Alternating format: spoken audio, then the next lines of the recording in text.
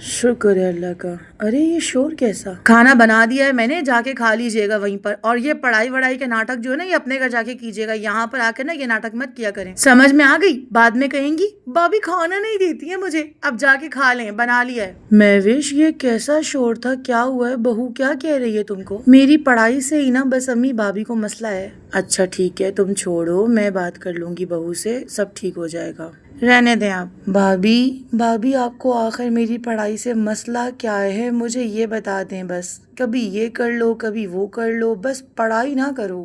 کوئی مسئلہ نہیں ہے مجھے تمہاری پڑھائی سے، لیکن ہاں مجھے اپنی پڑھائی کے لیے اس گھر میں بہت مسئلے ہیں۔ شادی کے بعد مجھے تمہاری مما نے کہا کہ میں پڑھائی نہیں کر سکتی کیونکہ میری شادی ہو چکی ہے، لیکن تمہارے لیے یہ قانون بالکل الٹ تھا۔ تم پڑھائی کے لیے میکے آ سکتی ہو، کسی کو مسئلہ نہیں ہے، لیکن میں کہیں نہیں جا سکتی ہوں، میں اپنے سسرال میں بھی نہیں پڑھ سکتی ہوں اور میکے میں بھی نہیں پڑھ سکتی ہوں۔ بس کریں بھابی، ایسا بھی کچھ نہیں ہے، میری مما ایسا نہیں کر سکتی ہیں، میں اپنی مما کو بہت اچھے سے جانتی ہوں، وہ ایسا ہرگز نہیں کر سکتی۔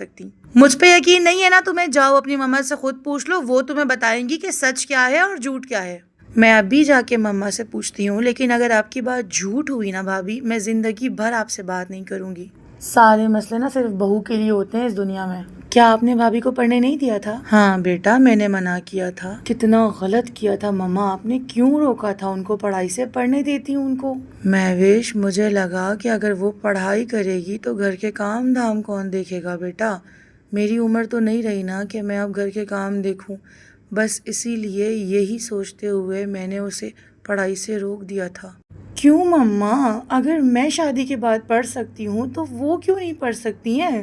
ٹھیک ہے بیٹا، تم جا کے بہو سے کہہ دو کہ وہ اگر پڑھنا چاہتی ہے تو بے شک پڑھ لے، مجھے کوئی مسئلہ نہیں ہے اب۔ میں اب بھی جا کے بھابی سے کہتی ہوں کہ آپ پلیز ایڈمیشن لے لیں اور پڑھ لیں۔